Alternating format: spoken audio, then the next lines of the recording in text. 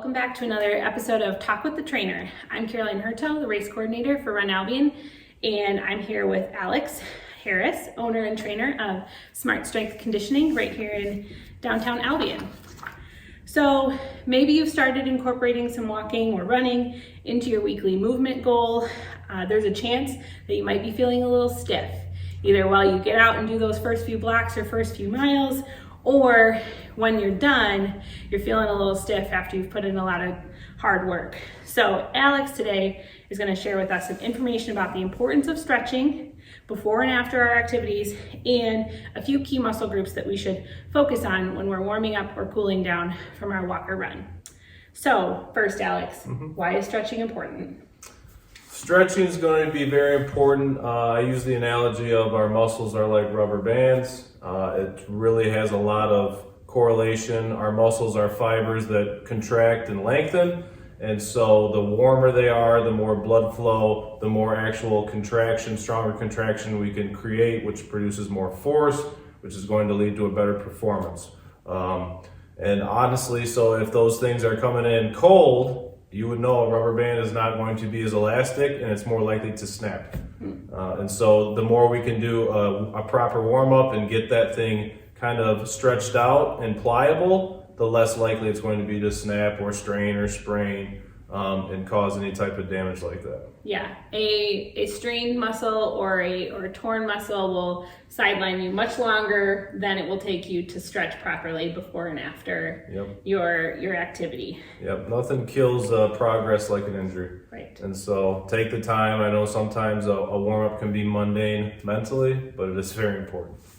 So are there different types of stretching that you should do in advance of a workout to get warmed up, and then stretching that you should do maybe at the end of your activity? Yeah, there's a couple different ways you can do it, but I'll just tell you what we do at Smart Strength. What I advocate for is a dynamic warm-up, and this is going to be movement stretches. So static stretches is probably what you imagine your old school gym class, touch your toes, hold for 10 seconds, count it out.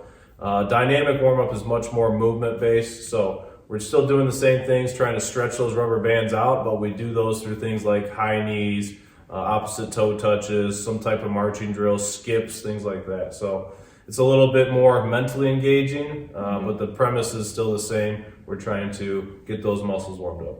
Yeah, I know when I'm in the studio with Alex, we are doing lunges and shuffles and karaoke just to get our feet warmed up and make sure, especially if it's cold outside, it's even more important. You just feel your body get warmed up. Yep, cold, those muscles are tighter. And then also just to add to that, I like to warm up in every direction. So running is such a uniplane movement that we kind of sometimes develop deficiencies and our body's not used to moving different directions.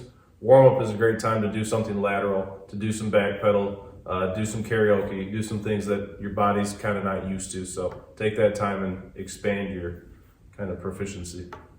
And okay, so assume we warmed up well, we went out on a 30-minute walk, we come home. What should we do when we're sort of looking to cool down but want to limit some of the soreness that might come with those early days of starting a new routine?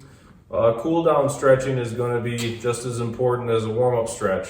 So it kind of is going to dissipate and move around some of that lactate that builds up after a heavy bout of exercise, or when you're beginning that lactate, you're not used to that, so it builds up quickly. And cool down, it's good for kind of bringing the heart rate down nice and steady. I've heard the analogy, you don't land a plane all at once, you kind of gentle coast down. Same thing with your cool down. You want to take that time to really wind down the nervous system, kind of bring the heart rate down, and then also eat up some of that lactate and keep your muscles, while they're still warm, move them through that range of motion so that they can kind of get more used to that full range of motion before they just kind of stiffen and harden up. Yeah. You don't want to set up like a piece of cement. Yeah, definitely. I know when I stretch after a walk or a run, it definitely feels my muscles feel longer and more pliable, but then I feel a little more relaxed afterwards. Is that when you would incorporate potentially some of those more static stretches that we're used to keep those muscles long? Definitely.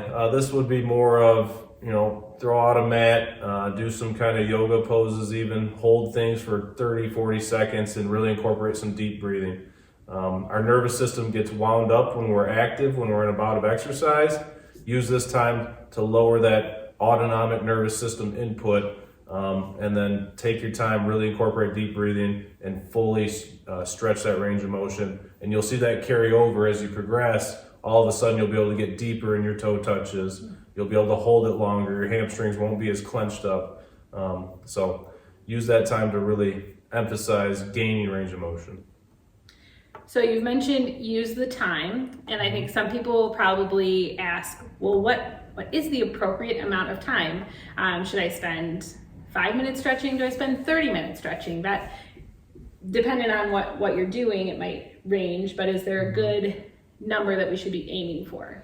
5 to 10 minutes. I know that probably one of the things I hear that inhibits people from stretching is it takes too much time. It's too boring. They're already crunched for time as it is. They've got to pick up the kids. They've got to cook dinner. They got to do this, that. 5 to 10 minutes would do anybody well. Yeah.